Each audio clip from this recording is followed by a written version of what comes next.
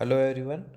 तो अब हम जो नया चैप्टर और नया टॉपिक स्टार्ट करने वाले हैं वो है पार्शियल डिफरेंशियल इक्वेशन, आंशिक अवकल समीकरण।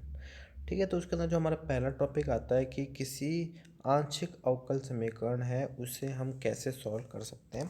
तो इसके अंदर जो पहला जो टॉपिक आता है वो होता है लाग्रांज लीनियर इक्वेशन।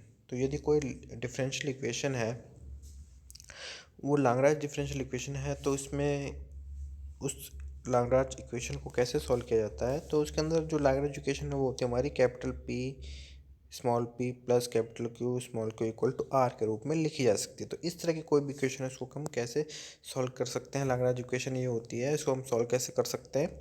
तो देखिए, इसमें सबसे पहले बता दूं, पी पी और कैपिटल क्यू जो हमारे हैं फंक्शंस हैं एक्स और वाई के, और इसी के साथ साथ आर भी एक फंक्शन है एक्स वाई का, और यहाँ पे स्मॉल पी और स्मॉल क्यू है वो है हमारे आंशिक अवकलन है जो हमारा फंक्शन z है उसका x और y के रेस्पेक्ट में। तो स्मॉल p का मतलब हो गया d Z upon d x, और स्मॉल q का मतलब हो गया d Z upon d y. ठीक है, तो इसको हम कैसे सॉल्व कर सकते हैं। तो देखिए, इसको सॉल्व करने के लिए यहाँ पे जो इक्वेशन टू दिखी हुई है, तो हम इसको सॉल्व करने के लिए क्या करते हैं, हम इसको सॉल्व करने के लिए लिखते हैं d x upon p is equal to D y upon q is equal to D Z upon r. इस फॉर्म में हम लिख लेते हैं किसी भी आंशिक अवकलन समीकरण को।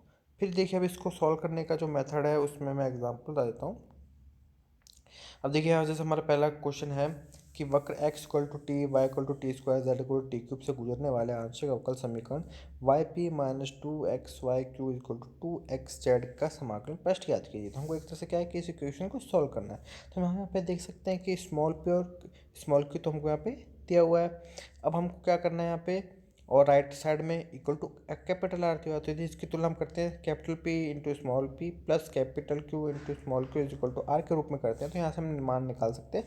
कैपिटल पी का मान आ गया वाई, कैपिटल क्यू का मान आ गया माइनस टू एक्स, और आर का मान आ गया टू एक्स जेड। तो मैंने बताया था आपको कैसे लिखते हैं, d x upon p equal to D y upon q equal to D Z upon r लिख लेते हैं। तो हमने यहाँ से लिख लिया। अब देखिए, जो पहले दो पद हैं डी एक्स और डी वाई, उसमें समाकलन करके हम मान निकाल सकते हैं। तो ये हमारा मान आ जाएगा x square plus y is equal to C one. ठीक है, यहाँ से सी वन मान आ गया हमारा।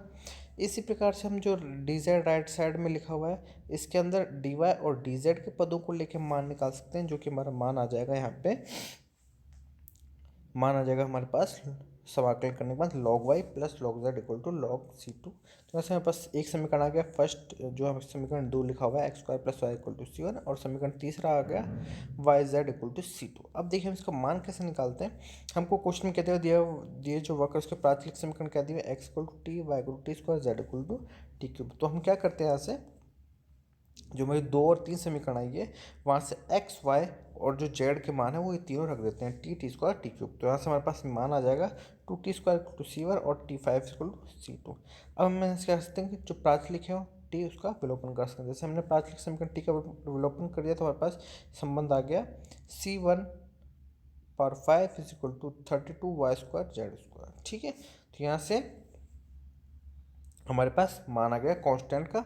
अब जैसे ही हम यहाँ से हम देख सकते हैं कि अब समीकरण दो तीन से सी वन और सी टू का मान हम क्या करेंगे, समीकरण जेड में रख देंगे। तो यहाँ से हम देख सकते हैं कि जो सी वन है उसका मान हमारे पास निकल के आया था। देखिए यहाँ पे सी वन का नाम आप दे सकते हैं, समीकरण दो में सी वन का मान है एक्स स्क्वायर प्लस वाई। तो इस मान को यदि हम समीकरण छः में रख देते हैं तो ये हो जाएगा एक्स स्क्वायर प्लस वाई के पर five equal to thirty two y two z two. और यहाँ से वाई टू जेड टू को हम देखिए क्या आ सकते हैं सी टू। तो यहाँ पास ये समीकरण निकल के आ गया एक्स स्क्वायर प्लस वाई की power five is equal to thirty two C two power. तो यहाँ से हमारे पास ये क्या आ जाएगा, समाकलन प्रश्न जो हमको निकालना था। इस प्रकार से अब जो दूसरा एग्जाम्पल है उसमें हमारे पास समीकरण दी हुई है x into Y square plus z into p minus Y x square plus z into q equal to x square minus Y square into z. तो यहाँ से हम देखिए समाकलन प्रक्रिया कीजिए जिसमें सरल रेखा X plus Y equal to zero है, जेड हमारा विद्यमान। तो इसको देखिए हम क्या करेंगे यहाँ से निकालने के लिए, हम कैपिटल पी कैपिटल क्यू और कैपिटल आर का मान यहाँ से निकाल सकते हैं। तो यहाँ से पता चल जाए कैपिटल क्यू का मान X into Y square plus Z, capital Q minus Y Y x square plus Z, और आर का मान हमारे पास X square minus Y square into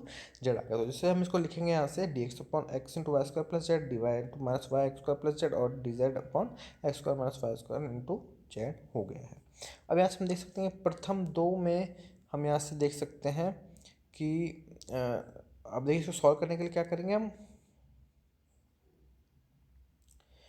first के अंदर यदि हम क्या करेंगे कि जैसे हमने एक्स वाई इंटू वन तथा वन अपन एक्स वन को गुणांक लेने पे हम क्या करेंगे, जैसे हम यहाँ पे देखिए मल्टीप्लाई करते हैं तो हमारा यहाँ से क्या हो जाएगा, डी एक्स को मल्टीप्लाई करेंगे एक्स से, डी वाई को करेंगे वाई से और डी को मल्टीप्लाई करेंगे तो, और जैसे हम योग करेंगे तो ये हमारे पास इनका योग आ जाएगा 0। इस प्रकार से यदि हम नीचे देख सकते हैं कि x square D x upon x D Y upon Y और डी जेड अपन जेड को लेते थे, हमारे पास नीचे माना जाएगा 3 का 0। तो हमको दो समीकरण मिल चुके हैं, तो पहले का समाकलन करने पर जाएगा square plus y square minus 2z equal to c1, और इस प्रकार से दूसरे का आ जाएगा x y z equal to c2। हमारे पास दो समीकरण आ गए, और ये भी दिया हुआ है हमको कि एक्स प्लस वाई का मान 0 है और जेड का मान 1 है। तो जैसे हम जेड का मान 1 रखेंगे तो यहाँ से हमारे पास क्या आ जाएगा, एक्स की वैल्यू प्राचलिक में टी, वाई की वैल्यू माइनस टी, जेड का 1। तो जैसे हम यहाँ से सॉल्व करके रखेंगे तो हमारे पास मान रखने पर जाएगा 2t² minus 2 equal to c1 तथा minus t square equal to c2। तो हम क्या करेंगे, समीकरण 5 में टी का विलोपन करने से हमको क्या प्राप्त हो जाएगा, c1 plus 2 c2 plus 2 equal to 0। अब इस जो c1 c2 का मान निकला है वो हम समीकरण 2 व 3 में रख देंगे, तो हम कुछ और जो मान निकला है उसको समीकरण 6 में रख देंगे, तो हमारे पास मान आ जाएगा x square plus y square plus 2xyz minus 2z plus 2 equal to 0। तो हमारे पास ये मान करके आ गया है। अब इसी प्रकार से हम अतिपर वाले में से गुजरने वाले आंशिक अवकल समीकरण को समाकलन पश्चात करेंगे, तो यहाँ से हमारे पास क्या आ जाएगा, वापस देख सकते हैं कि capital P capital Q capital का मान हमारे पास यहाँ से आ गया। अब हम क्या करेंगे, जैसे फर्स्ट और 2 सेकंड को लेंगे तो हमारे पास अंतिम दो पदों को लेंगे, समाकलन करने पे 1/y plus 1/z equal to c1 आ जाएगा। ऐसे फर्स्ट और थर्ड को करेंगे तो 1/x plus 1/z equal to c2 आ जाएगा। अब हमें ये भी दिया हुआ कि एक्स वाई का मान एक्स प्लस वाई और जेड इक्वल टू 1, तो जैसे जेड इक्वल टू 1 रखेंगे तो 1/y का मान हमारे पास c1 माइनस 1, 1/x का मान c2 माइनस 1 हो जाएगा। तो जैसे हम x Y into c1 plus c2 करेंगे तो यहाँ से बच जाएगा 1/x plus 1/y equal to c1। तो हमारे पास जो संबंध आ जाएगा वो आ जाएगा c2 minus 1 plus c1 minus 1 equal to 1। तो c1 प्लस c2 का मान जाएगा 3। अब हम क्या करेंगे, c1 और c2 का मान समीकरण 7 में रख देंगे तो जाएगा 1/x plus 1/y plus 1/z plus 1/z equal to 3। या फिर इसको हम ऐसे लिख सकते हैं 2xy plus yz plus zx equal to 3c1। ठीक है, तो इसी प्रकार से हम जैसे नेक्स्ट एग्जाम्पल इसमें भी हम क्या करेंगे, आंशिक अवकल समीकरण के मान निकालना है, तो हम इसमें capital P capital Q capital R का मान निकालेंगे। तो हमारे पास यहाँ से तीनों मान आ गए यहाँ से, तो D x upon X minus Y equal to D Y upon Y minus x minus Z equal to D Z upon Z आ चुका है। अब हम क्या करेंगे, इसमें जो गुणांक है तीनों को 1 1 से गुणा करेंगे और जो नीचे वाले जो पद है सबका 0 हो जाएगा। तो यहाँ पास आएगा d x plus d y plus d z equal to 0। तो एक समीकरण आएगी x plus y plus z equal to c1। इसी प्रकार से यदि हम अंतिम दो को ले लेते हैं जिसके अंदर ओनली वाई और जेड के पद है तो उसको समाकलन करने से हमारे पास मान आ जाएगा। यहाँ से हम देख सकते हैं y minus x minus z upon z square equal to c2।